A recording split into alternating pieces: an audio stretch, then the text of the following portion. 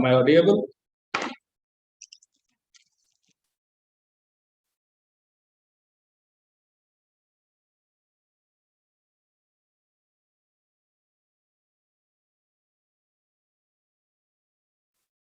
Am I audible? Yes, sir.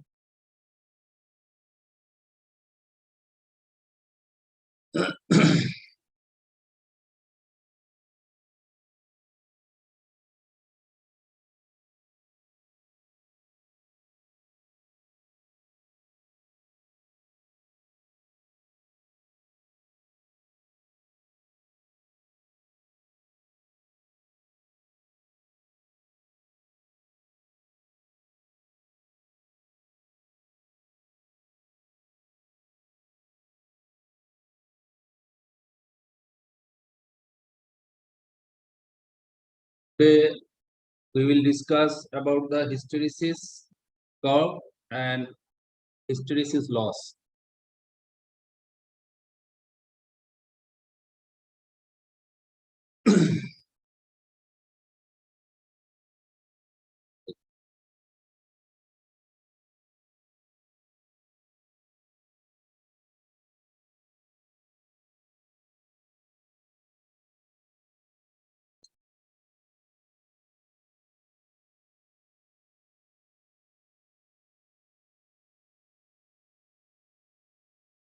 Hysteresis ये क्या होता है?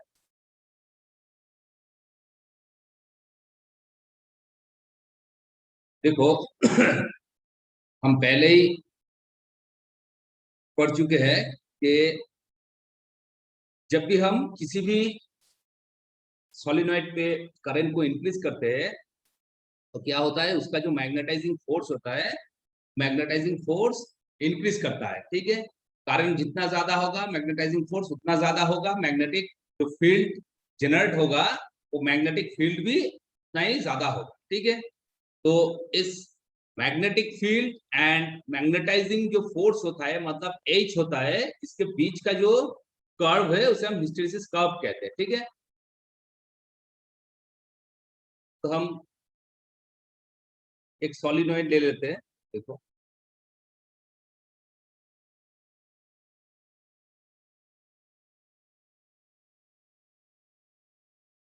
क्या है, एक सॉलिनॉइड। आप इसके ऊपर क्या है, ये कॉइल है, ये कोर है, कोर के ऊपर कॉइल है। ठीक है,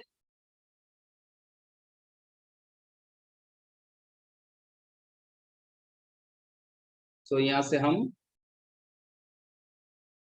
करंट को सप्लाई कर रहे हैं।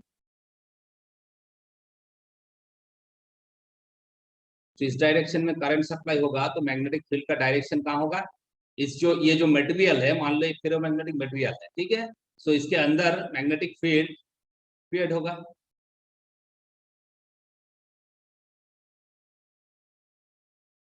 ये क्या है, मैग्नेटिक फील्ड। मैग्नेटिक फील्ड का डायरेक्शन किधर होगा, साइड से इस साइड।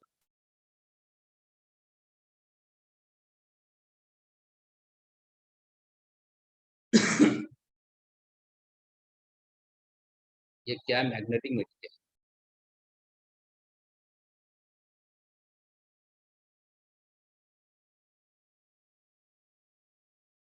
सो अब यहाँ पर देखो, जब हम करंट को इंक्रीज करेंगे तो क्या होगा, ये जो मैग्नेटाइजिंग फोर्स होता है, मैग्नेटाइजिंग फोर्स क्या करेगा, इंक्रीज करेगा, क्योंकि मैग्नेटाइजिंग फोर्स क्या होता है, एम्पियर पर मीटर होता है कि नहीं। सो मैग्नेटाइजिंग फोर्स यहाँ पर करंट जितना ज्यादा इंक्रीज करेगा, मैग्नेटाइजिंग फोर्स उतना ज्यादा ही इंक्रीज करेगा। सो हम यहाँ पर एक बात को ड्रॉ करते हैं।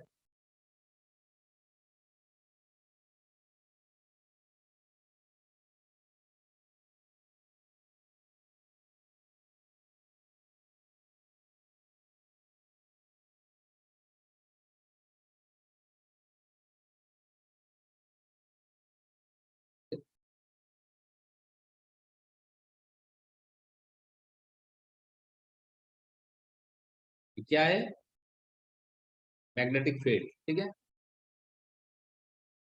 ये क्या है, एच, मतलब कि मैग्नेटाइजिंग फोर्स, ठीक है।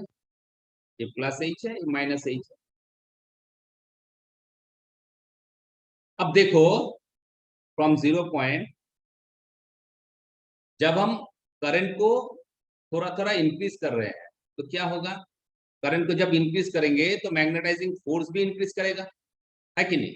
मैग्नेटाइजिंग फोर्स इंक्रीज करेगा तो ये जो फील्ड है, मैग्नेटिक फील्ड, ये भी इंक्रीज करेगा। तो इसका जो कर्व बनेगा कुछ इस तरह से बनेगा।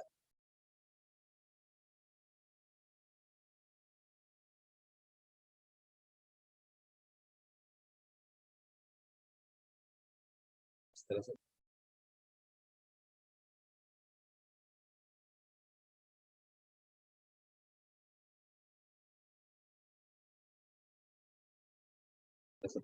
ठीक है।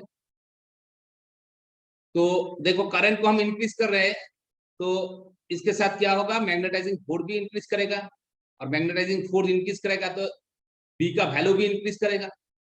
तो एक पॉइंट आएगा जब, इस पॉइंट को हम ए ले लेते हैं, ठीक है।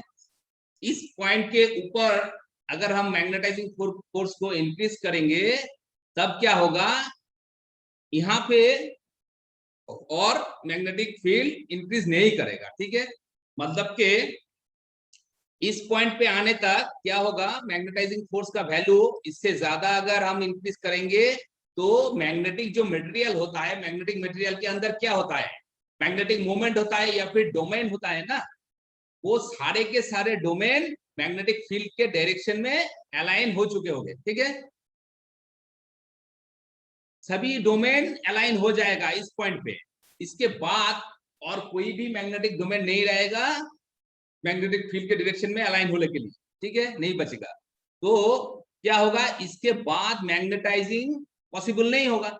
अगर हम ये जो H है, मैग्नेटाइजिंग फोर्स है, इसको और भी बढ़ा दे तो भी कुछ इफेक्ट नहीं आएगा, ये मटेरियल और मैग्नेटाइज नहीं होगा।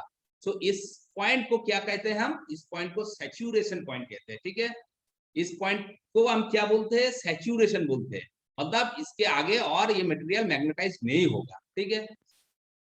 सो हम यहाँ पर लिख सकते हैं, देखो वही, increase the current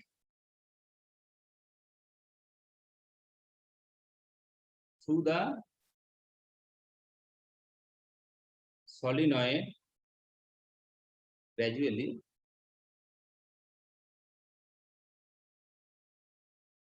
the magnetizing force H H, ठीक है। तो क्या हो रहा है यहाँ पर, इस बात को अच्छी तरह से समझ लो। जब हम इस सोलेनॉइड का करंट को इंक्रीज कर रहे हैं तब इसका जो मैग्नेटाइजिंग फोर्स है ये भी इंक्रीज करेगा। जब मैग्नेटाइजिंग फोर्स इंक्रीज करेगा तो ये जो फ्लक्स है, इसके ये जो मैग्नेटिक फील्ड होगा, ये मैग्नेटिक फील्ड भी इंक्रीज करेगा। और भी ज्यादा इंक्रीज करेंगे मैग्नेटाइजिंग फोर्स को तो ये भी इंक्रीज करेगा।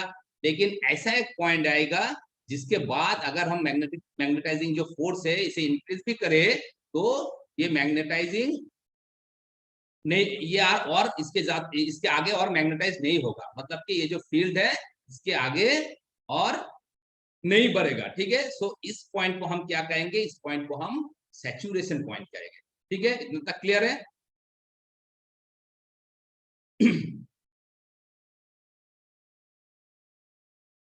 अब देखो, इस करंट को अब हम डिक्रीज करते हैं, ठीक है, थोड़ा थोड़ा करके डिक्रीज करते हैं। तो हम जब इस करंट को डिक्रीज करेंगे तो मैग्नेटाइजिंग फोर्स क्या होगा, ये भी डिक्रीज करेगा, ये भी जीरो की तरफ डिक्रीज करेगा थोड़ा थोड़ा। और इसके साथ ये जो फील्ड है, मैग्नेटिक फील्ड, ये भी डिक्रीज करेगा, ठीक है। सो आप इसका जो पाथ है लौटने का वो यही होगा, ठीक है। इसका जो पाथ होगा अब यही होगा। मतलब कि जब हम करंट को डिक्रीज कर रहे हैं तो क्या होगा, मैग्नेटाइजिंग फोर्स डिक्रीज होते होते 0 पॉइंट तक तो आ जाएगा, लेकिन मैग्नेटाइजिंग फोर्स 0 तक, मैग्नेटाइजिंग फोर्स का वैल्यू जब 0 होगा, फील्ड का वैल्यू उस टाइम पे 0 नहीं होगा। देखो ये कार्ड को, पहला कार्ड को देखो, ओ फ्रॉम ओ टू ए, ये वो ए कार्ड को देखो, एज को जब हम इंक्रीज कर रहे हैं तो क्या होगा, ये फील्ड भी इंक्रीज कर रहा होगा, लेकिन जब हम इसको डिक्रीज कर रहे हैं तो उसे तो ये पाथ फॉलो करना चाहिए था, लेकिन इस बार ये पाथ फॉलो नहीं करेगा, ये इस पाथ से आएगा। इसको हम, इस पॉइंट को हम बी ले लेते हैं, ठीक है, ए टू बी ये पाथ फॉलो करेगा, मतलब कि मैग्नेटाइजिंग फोर्स 0 होने पर भी इस मटेरियल के अंदर कुछ ना कुछ मैग्नेटाइजिंग प्रॉपर्टी रह जाएगा, ठीक है, इसके अंदर कुछ ना कुछ मैग्नेटाइजिंग प्रॉपर्टी रह जाएगा, ये मैग्नेटाइजिंग प्रॉपर्टी 0 नहीं होगा, ठीक है।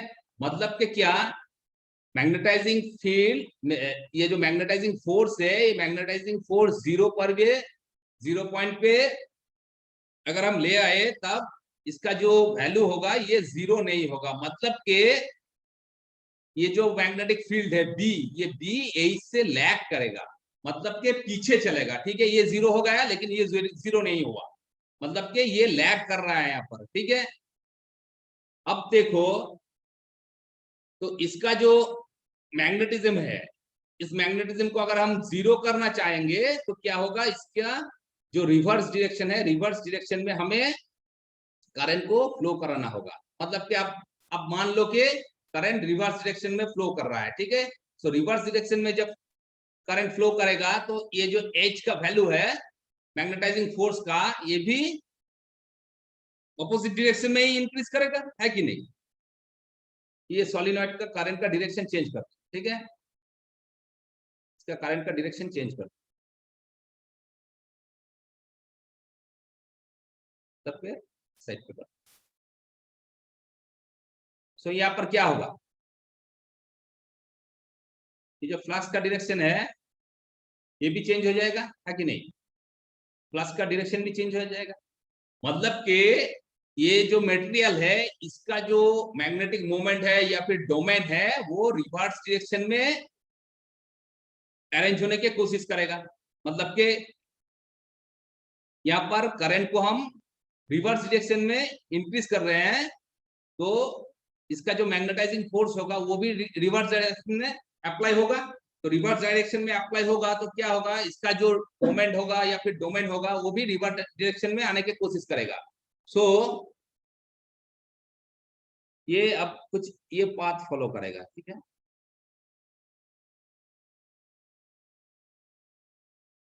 अब कुछ ये पाथ फॉलो करेगा,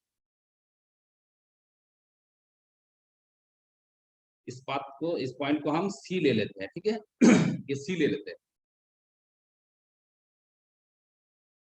मतलब कि देखो करंट को हम ऑपोजिट डायरेक्शन में इंक्रीज कर रहे हैं, तो इसका इसके वजह से ये जो मैग्नेटाइजिंग फोर्स होगा ये भी रिवर्स डायरेक्शन में थोड़ा थोड़ा करके इंक्रीज होगा, और इसका जो बचा था जो मैग्नेटाइजिंग प्रॉपर्टी वो भी क्या होगा, वो भी थोड़ा थोड़ा करके डिक्रीज होगा, और ये सी पॉइंट पे आके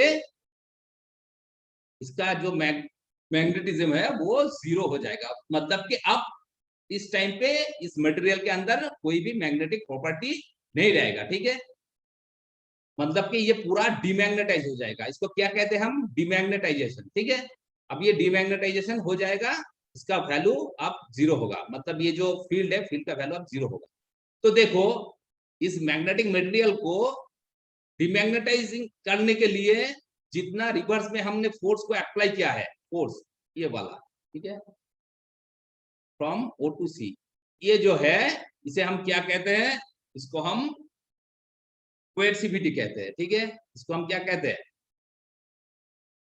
इसको हम कोएर्सिविटी कहते हैं,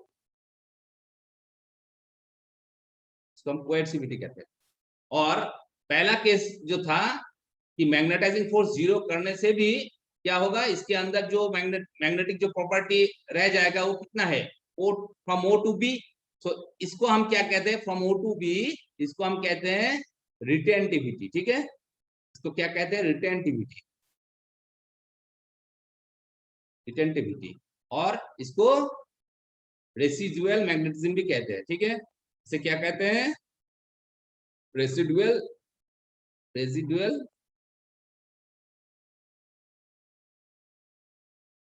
मैग्नेटिज्म। ठीक है, और रिटेंटिविटी, मतलब यहाँ पर H 0 हो गया तब भी ये मटेरियल का जो फील्ड है ये 0 नहीं होगा। ठीक है, मतलब इसके अंदर मैग्नेटिक प्रॉपर्टी को ये शो करेगा। ठीक है, सो ये फ्रॉम ओ टू बी, ये जो है इसे हम रेसिडुअल मैग्नेटिज्म और रिटेंटिविटी कहते हैं।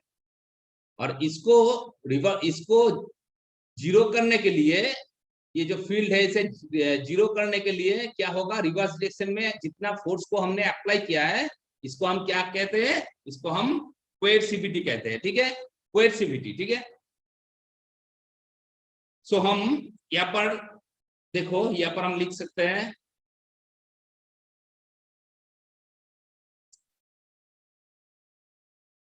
Current in the solenoid is reversed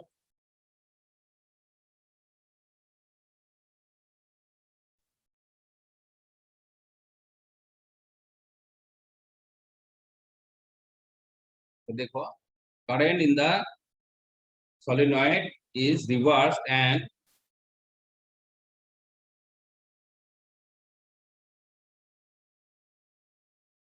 increase slowly। तो क्या होगा, certain domains are deep until the magnetic field inside is reduced to 0।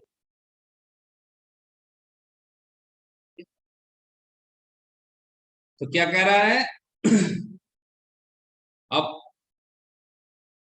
Reverse direction में, ये जो मैंने अभी बोला है कि रिवर्स डायरेक्शन में जो हम फील्ड को जब अप्लाई कर रहे हैं, मतलब रिवर्स डायरेक्शन में सोलेनॉइड के ऊपर रिवर्स डायरेक्शन में हम करंट को जब इंक्रीज कर रहे हैं तो इसका जो मैग्नेटिक जो फील्ड होगा, ठीक है, मैग्नेटाइजिंग जो फील्ड होगा या फिर ये जो फील्ड, ये फील्ड क्या होगा, 0 पॉइंट पे आ जाएगा। ठीक है, मैग्नेटाइजिंग फोर्स को रिवर्स डायरेक्शन में हम यहाँ पर अप्लाई कर रहे हैं क्योंकि करंट अभी रिवर्स डायरेक्शन में है। ठीक है, तो करंट रिवर्स डायरेक्शन में है तो मैग्नेटाइजिंग जो फोर्स है वो भी रिवर्स डायरेक्शन में अप्लाई हो रहा है। तो इस पॉइंट पे आके जब H का वैल्यू इस पॉइंट पे आके क्या होगा, जो मैग्नेटिक फील्ड होगा ये फील्ड का वैल्यू अब 0 हो जाएगा। ठीक है, ये रिवर्स डायरेक्शन में हो।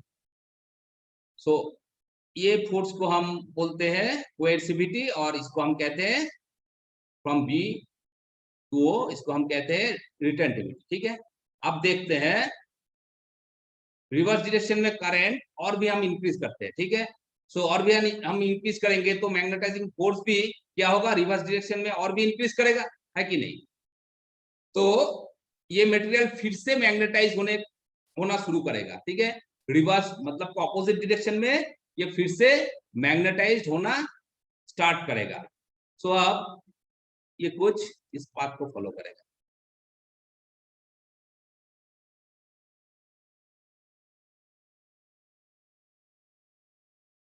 अब इस पाथ को फॉलो, इस पॉइंट को हम ले लेते हैं डी। ठीक है, ये जो पॉइंट है ये पॉइंट को हम डी ले लेते हैं। सो अपोजिट डायरेक्शन में जब हम करंट को इंक्रीज कर रहे हैं तो इसका जो मैग्नेटाइजिंग फोर्स होगा ये भी अपोजिट डायरेक्शन में इंक्रीज करेगा। ये जब इंक्रीज करेगा तो इस मटेरियल का जो बी है, ये जो बी है ये भी इंक्रीज करेगा। लेकिन एक पॉइंट आएगा, इस पॉइंट पे क्या होगा, एज का वैल्यू अगर हम फिर से और भी ज्यादा इंक्रीज करेंगे तो बी का वैल्यू और इंक्रीज नहीं होगा, ठीक है। मतलब के इसके ऊपर और ये मैग्नेटाइज नहीं हो पाएगा, ठीक है। इसके ऊपर जितना भी ज्यादा हम मैग्नेटाइजिंग फोर्स को हम अप्लाई करेंगे तो भी इसके ऊपर कुछ नहीं इफेक्ट आएगा, ठीक है। क्यों नहीं आएगा, अभी तो हम यहाँ पर तो बोला कि इसके ऊपर अब मैग्नेटाइजिंग होने के लिए कुछ भी डोमेन बाकी नहीं रहेगा, ठीक है। सब अलाइन हो जाएगा मैग्नेटिक फील्ड के साथ। सो इस पॉइंट को हम यहाँ पर भी सैचुरेशन पॉइंट कह सकते हैं, ठीक है। इस पॉइंट को हम सैचुरेशन पॉइंट कह सकते हैं। अब देखो, अब करंट का जो वैल्यू है, ये करंट का वैल्यू थोड़ा थोड़ा करके डिक्रीज करो। तो थोड़ा थोड़ा करके करंट का वैल्यू अगर हम डिक्रीज करेंगे तो ये जो H है मैग्नेटाइजिंग फोर्स, इसका वैल्यू भी डिक्रीज करेगा। तो डिक्रीज करते करते 0 पॉइंट पे आ जाएगा, लेकिन ये जो मैग्नेटिक फील्ड का जो वैल्यू होगा ये फिर से 0 तक नहीं आएगा, कुछ इस बात को फॉलो करेगा, इस बात को फॉलो। मतलब कि ऑपोजिट डायरेक्शन में भी क्या होगा, ये जो एज का वैल्यू 0 होने पर भी इसके अंदर कुछ मैग्नेटिक प्रॉपर्टी रह जाएगा, मतलब कि ये पूरा का पूरा डिमैग्नेटाइज नहीं होगा, ठीक है। तो इस पॉइंट को हम ई ले लेते हैं, ठीक है, ई। सो यहाँ पर देखो ये ओ ई, इसे हम रिटेंटिविटी कहते हैं, ठीक है। ये ओबी and O E, OB and O E, ये दोनों का वैल्यू सेम होगा, ठीक है। OB is equal to O E, OB is equal to O E, ये दोनों का वैल्यू क्या होगा, सेम होगा, रिटेंटिविटी, ठीक है। अब देखो, आप करंट का वैल्यू आप इंक्रीज करते हैं पॉजिटिव डायरेक्शन में, मतलब कि पहले जिस डायरेक्शन में हमने इंक्रीज किया था उस डायरेक्शन में ही अब हम ये पहला इस डायरेक्शन में करंट का वैल्यू हम थोड़ा थोड़ा करके इंक्रीज कर रहे हैं, ठीक है। तो क्या होगा, एज का वैल्यू भी इंक्रीज करेगा और ये जो मैग्नेटिक फील्ड है ये कुछ ये पाथ फॉलो करेगा, ठीक है। ओके, कुछ ये पाथ फॉलो करेगा, मतलब फिर से इसे पूरा का पूरा डिमैग्नेटाइज करने के लिए इस डायरेक्शन में भी हमें फोर्स को अप्लाई करना होगा, ठीक है। अब करंट का वैल्यू और भी ज्यादा हम इंक्रीज करेंगे तो क्या होगा, ये फिर से ए पॉइंट तक आ जाएगा, ठीक।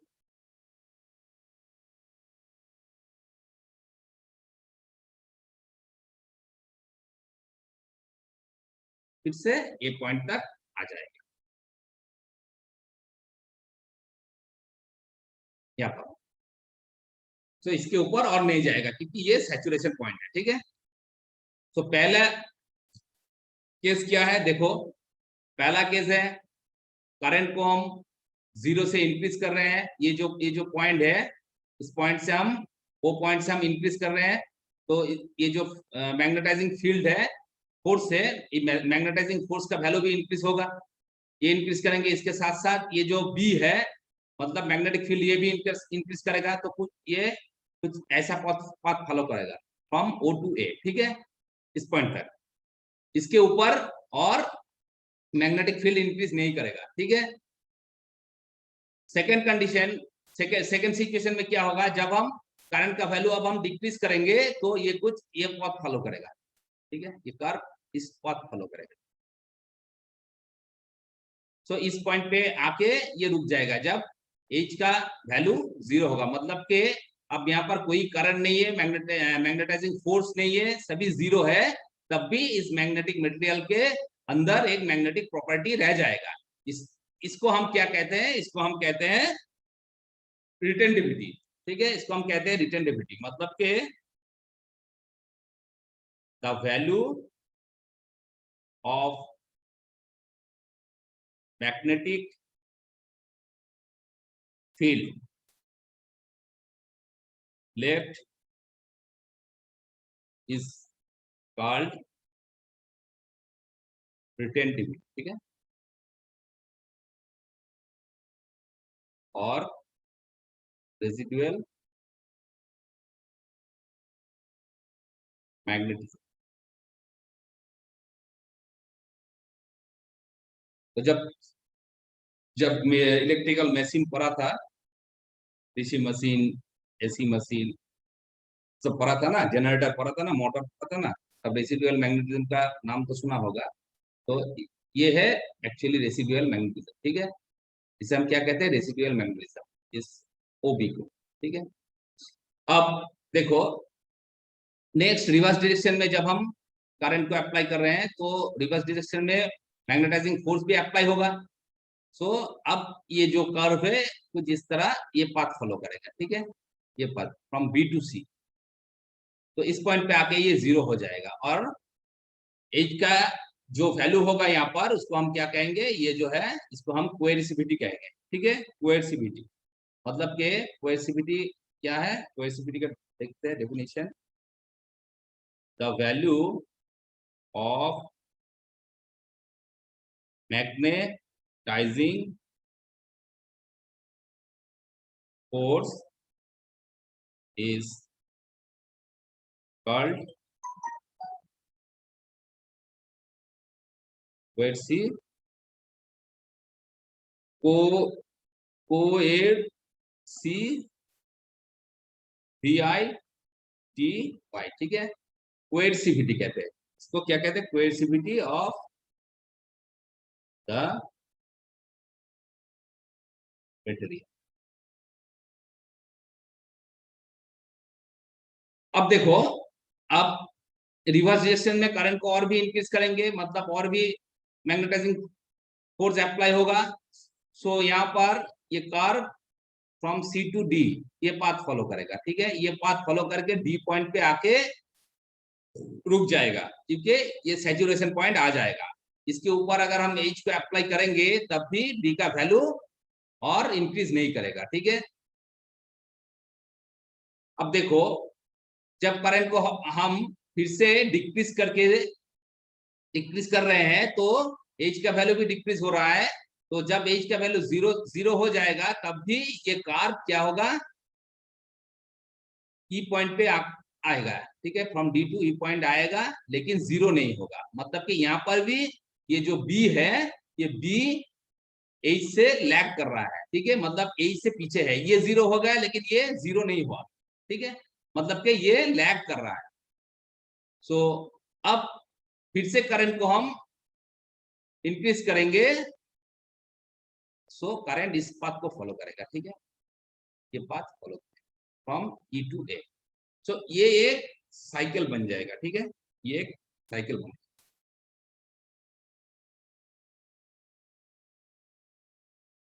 सो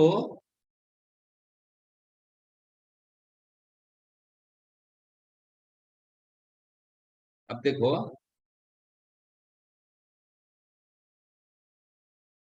यहाँ पर ये लिख सकते हैं,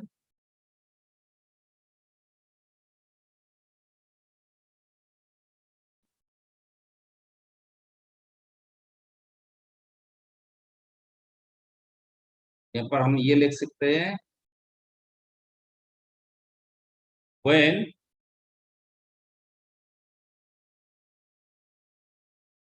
when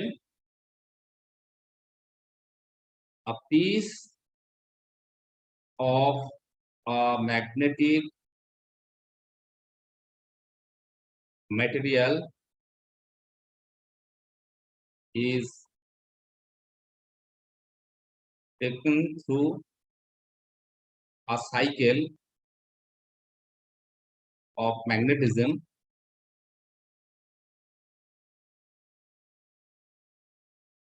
the magnetic field lag behind the magnetizing force. Magnetic field मतलब कि क्या है, ये बी है, B lag behind the magnetizing force. ये बात अभी मैंने बोला कि ये पूरा का पूरा साइकिल पे देखो, एज के साथ ये जो मैग्नेटिक जो फील्ड है, मतलब कि ये जो बी है, ये क्या होगा, ये पीछे चलेगा। ठीक है, ये जो जाएगा पीछे जाएगा, मतलब कि ये बी लैग करेगा पॉजिटिव। जब हम देखो फर्स्ट केस, फर्स्ट केस में जब हम करंट को इंक्रीज कर रहे हैं, मतलब पॉजिटिव साइड पे देखो क्या होगा, इस साइड पे जब हम इंक्रीज करेंगे तो ये पॉइंट पे आएगा, रुकेगा, फिर इसको जब हम डिक्रीज करके जीरो तक ले आएंगे, तब ये जो पी है ये जीरो नहीं होगा। इसे जीरो तक लाने के लिए हमें ऑपोजिट डायरेक्शन में फील्ड को, ये जो फोर्स है, फोर्स को अप्लाई करना पड़ेगा, तभी ये जीरो तक आएगा। मतलब के यहाँ पर साफ दिख रहा है कि ये जो मैग्नेटिक फील्ड है ये एज से पीछे चल रहा है, पीछे चल रहा है, या तो फिर हम बोल सकते हैं कि ये लैग कर रहा है। ठीक है, ये क्या कर रहा है, लैग कर रहा है। तो इस ये जो फेनोमेनन है, इस फेनोमेना को क्या कहते हैं, इस फेनोमेना को ही हम हिस्टेरिसिस कहते हैं। ठीक है, इसको हम क्या कहते हैं, इसको हम हिस्टेरिसिस कहते हैं। सो हम यहाँ पर लिख सकते हैं, देखो, the phenomena, the phenomena of lagging of B behind H, क्या करें, behind H, behind H, H मतलब magnetizing force, when a specimen of a magnetic material is subjected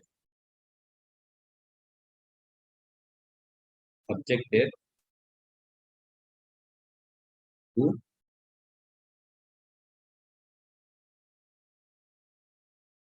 a cycle of magnetization.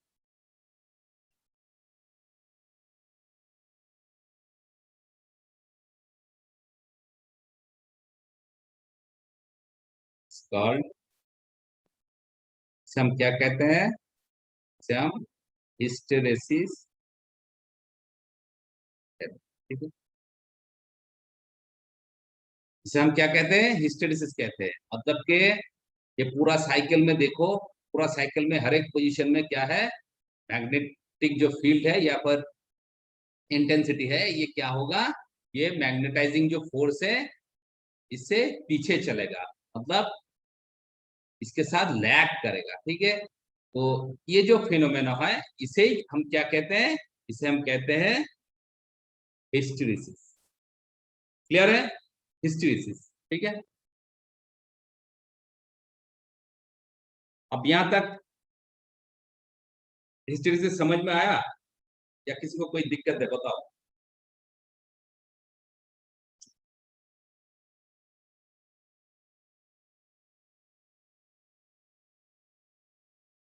यहां तक क्लियर है?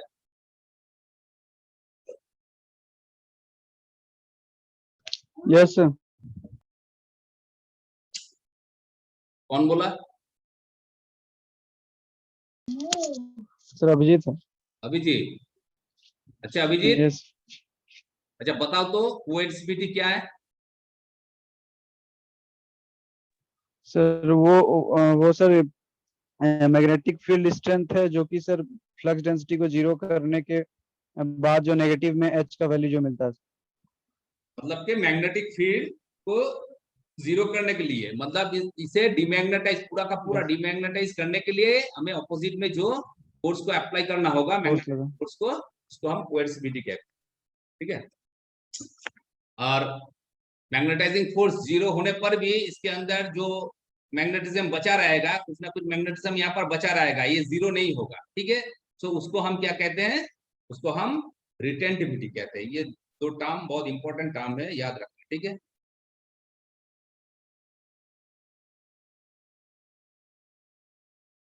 अब हम देखते हैं कि देखो यहां पर एक करंट का वैल्यू,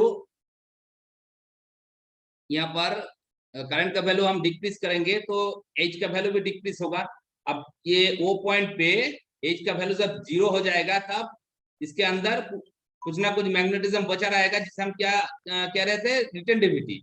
लेकिन इसको हम पूरा का पूरा डीमैग्नेटाइज करने के लिए अपोजिट डायरेक्शन में हमें एक फोर्स को अप्लाई करना पड़ेगा।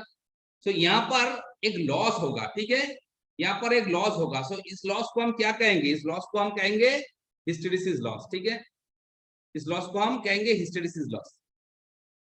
और ये जो लूप देख रहे हो, ठीक है, ये लूप हर एक मटेरियल के लिए अलग अलग होता है, ठीक है, सॉफ्ट मटेरियल के लिए अलग होगा, हार्ड मटेरियल के अलग होगा। ये एरिया जितना ज्यादा होगा लॉस उतना ज्यादा होगा, ठीक है। सो हम यहाँ पर देखो हिस्टेरिसिस लॉस का जो डेफिनेशन है एक बार देख लेते हैं।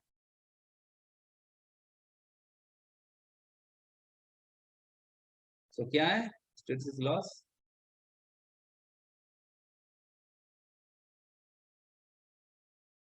When a ferromagnetic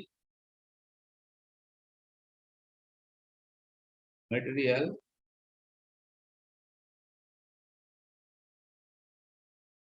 undergoes a complete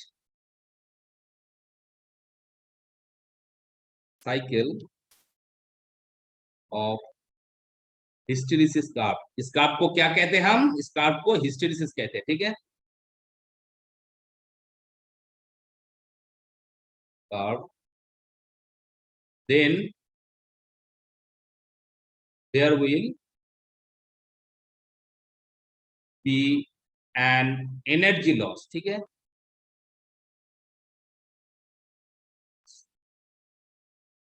because to demagnetize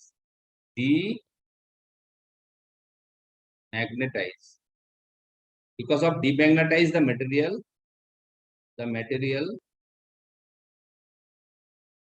ठीक है, we give energy the material in the form of magnetic field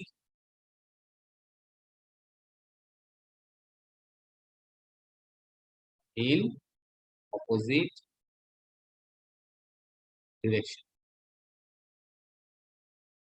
मतलब कि इसे पूरा का पूरा डीमैग्नेटाइज करने के लिए हमें ऑपोजिट डायरेक्शन में एक मैग्नेटिक फील्ड को जो मैग्नेटाइजिंग फोर्स है इसे अप्लाई करना होगा। तो यहाँ पर एक लॉस होगा, ठीक है।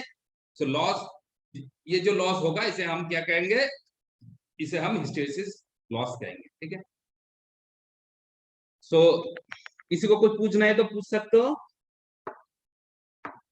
आज का क्लास यहीं तक, नेक्स्ट क्लास में हम डिस्कस करेंगे।